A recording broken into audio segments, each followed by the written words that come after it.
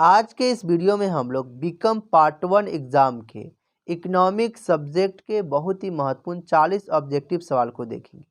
पिछले वीडियो में हम लोगों ने इकोनॉमिक सब्जेक्ट के first chapter nature and scope of economics इसके बहुत ही महत्वपूर्ण 80 ऑब्जेक्टिव सवालों को देखे थे।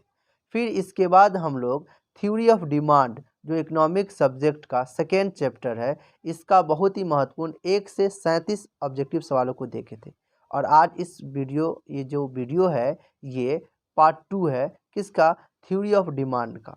पिछले वीडियो में हम लोगों ने 1 से 37 तक देख चुके थे और आज हम लोग 38 से करीब 76 या 80 सवालों तक देखेंगे।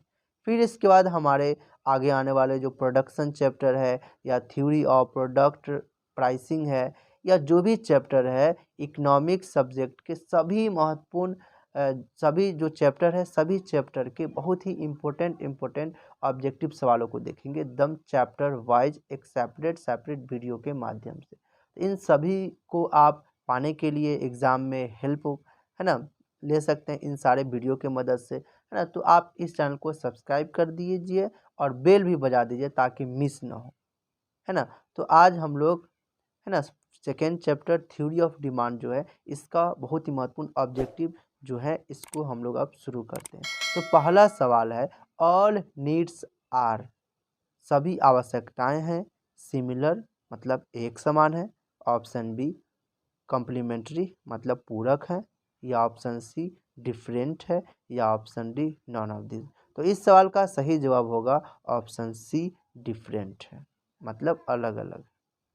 39वां सवाल satisfaction of any one need is, किसी एक आवश्यकता की संतुष्टि। Option A can not be नहीं की जा सकती है, option B can be done की जा सकती है, option C neither of this दोनों में से कोई नहीं, या नॉन ऑफ दिस। तो इस सवाल का सही जवाब होगा ऑप्शन बी की जा सकती है मतलब कैन बी डन। तो 39 का ऑप्शन बी सही होगा। 40वां सवाल ह्यूमन नीड्स मानवीय आवश्यकताएं हैं। ऑप्शन ए आर लिमिटेड सीमित है, ऑप्शन बी आर अनलिमिटेड असीमित है, या ऑप्शन सी आर डायनेमिक मतलब अगतिशील, या option D none of this. तो इस सवाल का सही जवाब होगा option B are unlimited, are unlimited मतलब असीमित हैं। 41वां सवाल according to the expectation of the law of demand when there is an increase in the price the demand. 41वां सवाल क्या है, मांग के नियम के अपवाद अनुसार मूल्य में वृद्धि होने पर डिक्रीज होती है, इंक्रीज होती है, या रिमेन्स स्टेबल रहती है, या नॉन ऑफ दिस। तो 41 का सही जवाब होगा ऑप्शन बी बढ़ती है इंक्रीज। तो 41 का ऑप्शन बी सही होगा। According to the exception of law of demand when there is an increase in the price the demand is increase. ठीक है, तो 41 का ऑप्शन बी सही होगा। 42वां सवाल क्या है, need and demand are both, आवश्यकता और मांग दोनों सेम थिंग है मतलब एक ही चीज़ है, या ऑप्शन बी डिफरेंट थिंग्स है अलग अलग है, या ऑप्शन सी अपोजिट थिंग्स एक दूसरे के विरोधी चीज़ें हैं, या option D none of this. तो इस सवाल का सही जवाब होगा ऑप्शन बी अलग अलग चीज़ें हैं डिफरेंट थिंग्स। 43वां सवाल क्या है, how many elements are necessary to be called और नेसेसिटी, आवश्यकता कहलाने के लिए कितने तत्वों का होना आवश्यक है। Option A 2, option B 3, option C 5, या ऑप्शन डी 6। तो इस सवाल का सही जवाब होगा ऑप्शन बी 3। ठीक है। 44वां सवाल the relation between the price of a commodity and the element is. 44वां सवाल क्या है, वस्तु की कीमत तथा मांग के बीच का संबंध है। Option A inverse, option B concomitant मतलब सहगामी है, या option C neither of the two, या option D none of this. तो इस 44 जो सवाल है इसका सही जवाब होगा ऑप्शन ए विपरीत होती है मतलब इन्वर्स। चलिए 46वां सवाल क्या है, मांग नियम लागू होने के लिए for the law of demand to apply. Option A, there must be change in the distribution of income, मतलब आय के वितरण में परिवर्तन होना आवश्यक है। Option B, there should be no change in the distribution of income, आय के वितरण में परिवर्तन नहीं होना चाहिए। या option C, there should be concentration of income, आय का केंद्रीकरण होना चाहिए। या option D, none of this. तो 46 का सही जवाब होगा ऑप्शन बी, आय के वितरण में परिवर्तन नहीं होना चाहिए। There should be no change in the distribution of income. 47वां सवाल, law of demand with prestige goods. 47वां सवाल क्या है, प्रतिष्ठा रक्षक वस्तुओं के साथ मांग नियम क्या है, लागू होता है, मतलब अप्लाइज। ऑप्शन बी, लागू नहीं होता है, doesn't apply. Option C, remains unaffected, कोई अप्रभावित रहता है। या option D, none of this. तो 47 का सही जवाब होगा ऑप्शन बी, लागू नहीं होता है, डजंट अप्लाई। 48वां सवाल, for the law of demand to be implemented effectively new inventions must be, मांग के नियम का प्रभावपूर्ण ढंग से लागू होने के लिए नए आविष्कारकों का होना आवश्यक है, नेसेसरी है। या option B, not necessary. Option B, violation of assumption. या option D, none of this. तो 48 का सही जवाब होगा ऑप्शन सी, मान्यताओं का उल्लंघन है। ठीक है, तो 48 का ऑप्शन सी सही होगा, मतलब वायोलेशन ऑफ एजम्पशन। 49वां सवाल क्या है, in future when a commodity is expected to be scarce the law of demand. ठीक है, in future when a commodity is expected to be scarce the law of demand. ठीक है, भविष्य में किसी वस्तु के दुर्लभ होने की आकांक्षा होने पर मांग का नियम लागू होगा, मतलब applies. Option B, doesn't apply. Option C, both. या option D, neither of the two. तो 49 का सही जवाब होगा ऑप्शन बी, लागू नहीं होगा, डजंट अप्लाई। 50वां सवाल क्या है, law of demand with inferior goods, निम्न कोटि की वस्तुओं के साथ मांग का नियम लागू नहीं होता है ना, अप्लाइज, डजंट। या ऑप्शन बी, लागू होता है, अप्लाइज। या ऑप्शन सी, बहुत होता भी है, नहीं भी होता है। या ऑप्शन डी, इनमें कोई नहीं। तो इस सवाल का सही जवाब होगा ऑप्शन ए, लागू नहीं होता है, अप्लाइज डजंट या डजंट अप्लाई। ठीक है, 51वां सवाल क्या है, demand stable is based on, मांग तालिका आधार होती है। Option A, law of demand, मांग के नियम का। Option B, law of diminishing marginal utility, मतलब सीमांत उपयोगिता ह्रास नियम का। या ऑप्शन सी, डिमांड कर्व, मांग वक्र का। या option D, none of this. तो इस सवाल का सही जवाब होगा ऑप्शन सी, मांग का वक्र, मतलब डिमांड कर्व।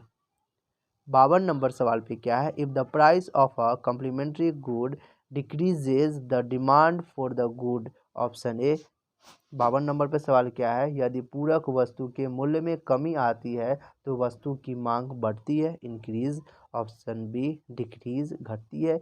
या ऑप्शन सी, रिमेन्स कांस्टेंट, मतलब स्थिर रहती है। या ऑप्शन डी, नन। तो इस सवाल का सही जवाब होगा ऑप्शन ए, बढ़ती है, मतलब इंक्रीजेज। ठीक है, तो 52 का ऑप्शन ए सही होगा। 53 नंबर सवाल पे क्या है, मांग की लोच मापने के लिए प्रतिशत प्रतिशत या अनुपातिक रीति का प्रतिपादन किसने किया। 53 नंबर पे सवाल क्या है, हु प्रोफाउंडेड द परसेंटेज और relative method to measure elasticity of demand. Option A, Marshall. Option B, Flux. Option C, Hicks. या option D, none of this. तो इस सवाल का सही जवाब होगा ऑप्शन बी, फ्लक्स। ठीक है, 54 नंबर पे सवाल क्या है, with the rise in price the demand for given goods. Option A, increases, बढ़ती है। या ऑप्शन बी, घटती है। या ऑप्शन सी, स्थिर रहती है। या ऑप्शन डी, अस्थिर हो जाती है।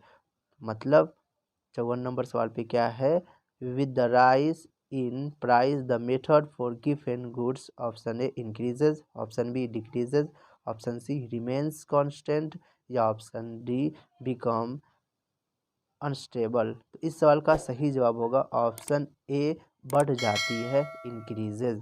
55 नंबर पे सवाल क्या है, फॉर मैक्सिमम कंज्यूमर सेटिस्फैक्शन उपभोक्ताओं की सर्वाधिक संतुष्टि होती है। Option A marginal utility of a good should be equal to its price, वस्तु की सीमांत उपयोगिता उसके मूल्य के सीमांत होनी चाहिए। या option B marginal utility of the good should be greater than its price, वस्तु की सीमांत उपयोगिता उसके मूल्य से सर्वाधिक होनी चाहिए। या option C marginal utility and price have no relation, सीमांत उपयोगिता और मूल्य का कोई संबंध नहीं है। या option D none of this. तो इस सवाल का सही जवाब होगा option A marginal utility of a good should be equal to its price, मतलब 51 का सही ऑप्शन ऑप्शन ए होगा। तो 51 का सही जवाब option A marginal utility of a good should be equal to its price होगा। ठीक है। 56 नंबर पे सवाल क्या है, the slope of the demand curve of a normal good is, किसी सामान्य वस्तु की मांग वक्र की ढाल होती है। Option A negative, option B positive, option C zero या ऑप्शन डी अनडिफाइंड। तो इस सवाल का सही जवाब होगा ऑप्शन ए निगेटिव, मतलब ऋणात्मक। 57वां सवाल, supply itself creates demand, who has said this, पूर्ति स्वयं मांग की सृजन करता है, यह किसने कहा। ऑप्शन ए जेबी से या जेबी से या ऑप्शन बी जेके माता या ऑप्शन सी हंसन या ऑप्शन बी कुरिहारा। तो इस सवाल का सही जवाब होगा ऑप्शन ए जेबी से। 58 नंबर पे सवाल क्या है, if both the demand curve and the supply curve of a commodity shift equally to the left then the equilibrium price will, एक वस्तु की मांग वक्र तथा पूर्ति वक्र दोनों बाईं ओर समान रूप से खिसकती है तो साम्य कीमत घटेगी डिक्रीज, ऑप्शन बी बढ़ेगी increase, option C will decrease और इंक्रीज घटे या बढ़ेगी, या option D will neither decrease nor increase, न तो घटेगी और न बढ़ेगी। तो इस सवाल का सही जवाब होगा ऑप्शन डी न तो घटेगी और न बढ़ेगी, will neither decrease nor increase. अगला सवाल क्या है, which of the flowing affects the elasticity of demand. 59 number पे सवाल क्या है, निम्नलिखित में से कौन मांग की लोच को प्रभावित करता है। Option A nature of the object, वस्तु की प्रकृति, ऑप्शन बी वस्तु का विविध उपयोग miscellaneous use of the commodity, या ऑप्शन सी समय तत्व मतलब टाइम एलिमेंट, या ऑप्शन डी इनमें सभी ऑल ऑफ दिस। तो इस सवाल का सही जवाब होगा option D all of this. ठीक है, तो 59 का सही जवाब होगा ऑप्शन डी। ठीक है।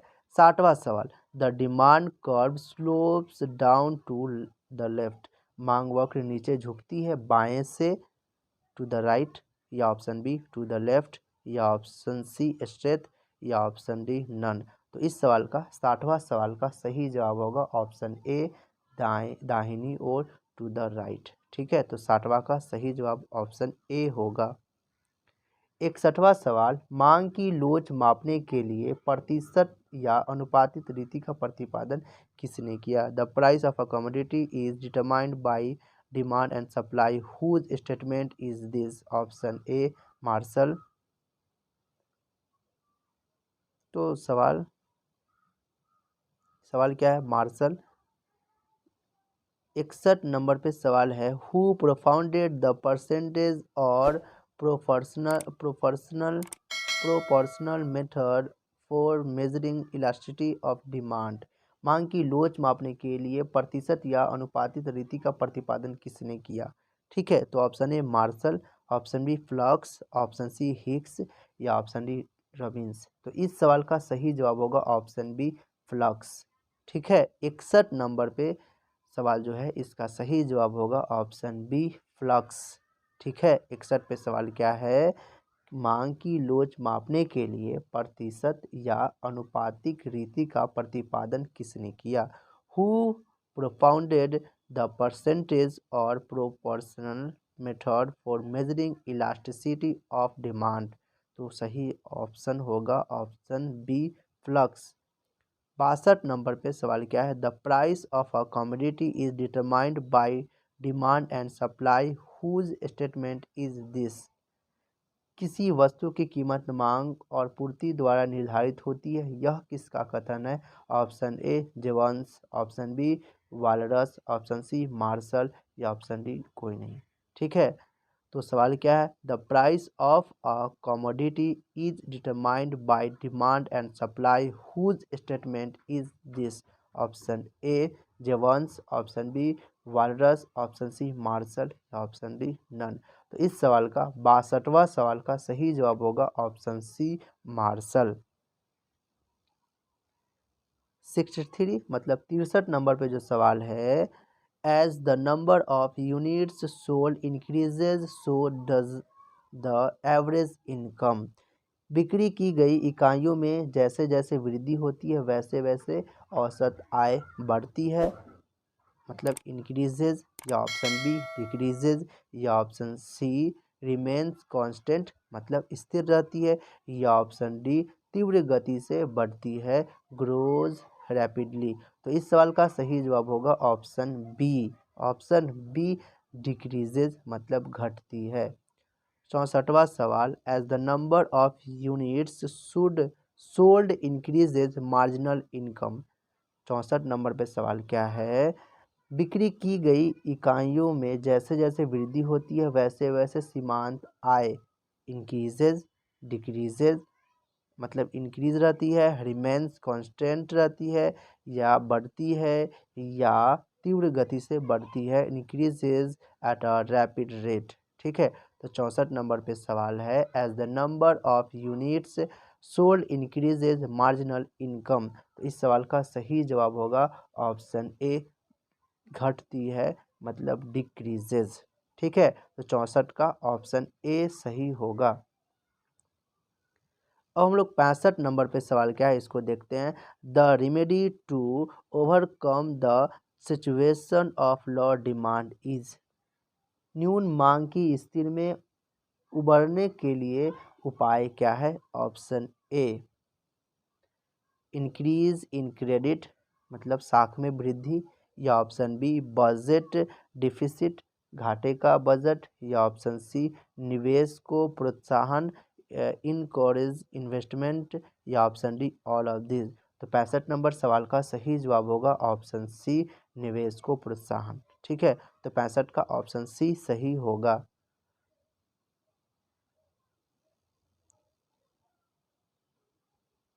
आगे हम लोग देखते हैं 67 नंबर पे जो सवाल है उसको हम लोग देखते हैं। ठीक है, चलिए, तो पहला मतलब सवाल क्या है? द रेट या ratio change in the demand for a commodity due to change in its sale price is called. वस्तु के मूल्य में परिवर्तन से उसकी मांग में जिस दर या अनुपात में परिवर्तित होता है उसे क्या कहते हैं? ऑप्शन ए मांग की लोच इलास्टिसिटी ऑफ डिमांड या ऑप्शन बी मांग का नियम लॉ ऑफ डिमांड या ऑप्शन सी बोथ या option D none of this. तो 67 सवाल का सही जवाब होगा ऑप्शन ए मांग की लोच इलास्टिसिटी ऑफ डिमांड। 68वां सवाल क्या है? The change in demand due to a change in the price of a commodity is called. किसी वस्तु के मूल्य में परिवर्तन से मांग में जो परिवर्तन होता है उसे क्या कहते हैं?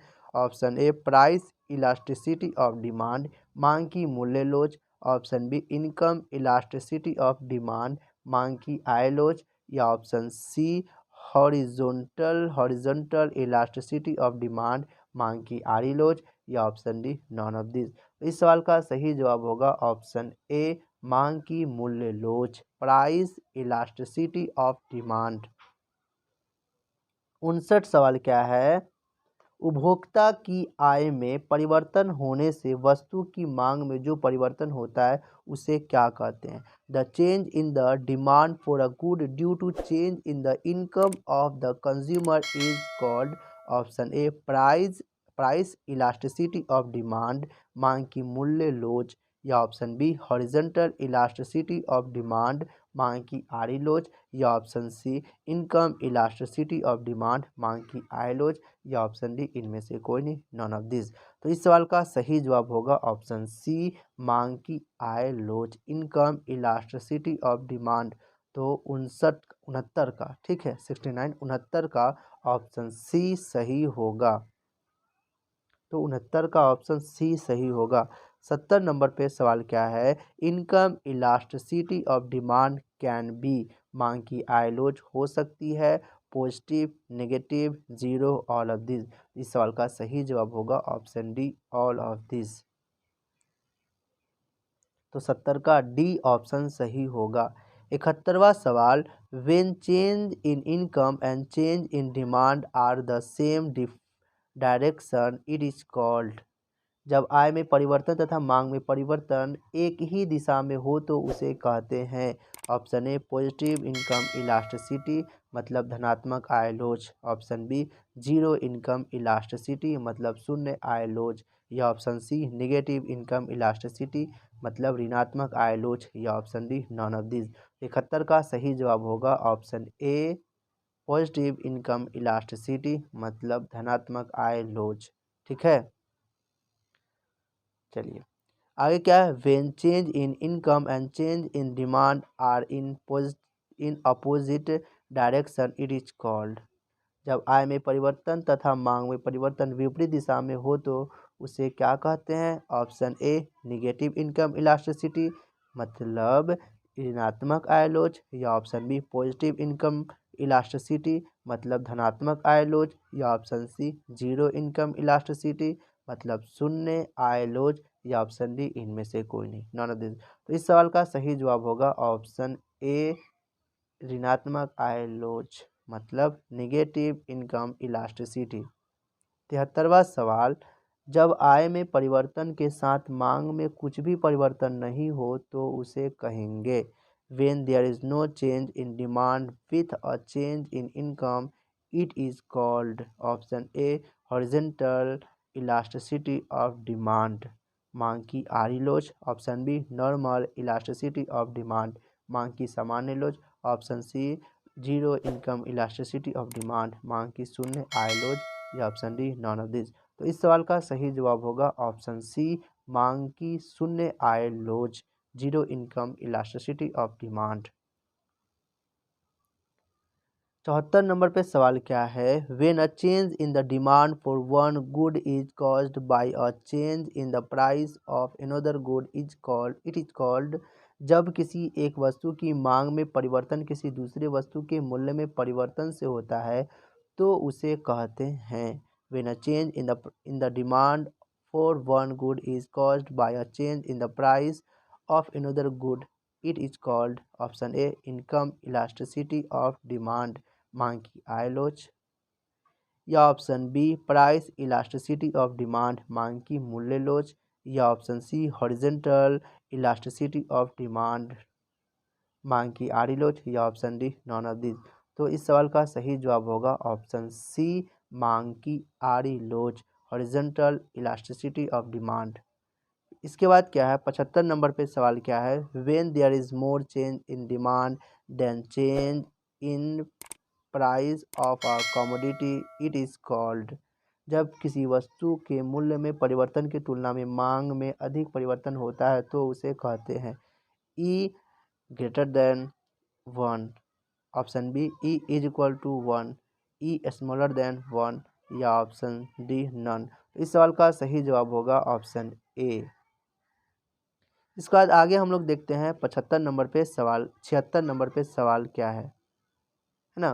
तो बस अंतिम यही था, है ना? तो उम्मीद करते हैं ये सारा आपको अच्छा लगा होगा, है ना? नेक्स्ट वीडियो में हम लोग प्रोडक्शन जो चैप्टर है, इकोनॉमिक्स का जो तीसरा चैप्टर है, इसके बहुत ही महत्वपूर्ण ऑब्जेक्टिव सवालों को देखेंगे। ठीक है, अब ये शॉर्टली हम लोग पढ़ रहे हैं क्योंकि एक साल में पढ़ाई तो हो गया है, अभी तो एग्ज़ाम होने वाली है जस्ट, तो अभी हम लोग का एक क्विक रिवीजन हो रहा है या कर एक टेस्ट जैसा हो रहा है, जिसका सवाल जो सवाल का जवाब आ रहा है बहुत बढ़िया, जिसका नहीं आ रहा उसको नोट करके आप याद कर लीजिएगा, ठीक है। या आपको समझ में नहीं आया तो आपका जो क्लास टीचर है उससे भी समझ सकते हैं, क्योंकि अभी तो आप क्लास करते होइएगा ना, या तो आप कमेंट कर दीजिएगा, तो हो सके उस टॉपिक पे एक सेपरेट वीडियो भी बना दिया जाएगा, है ना।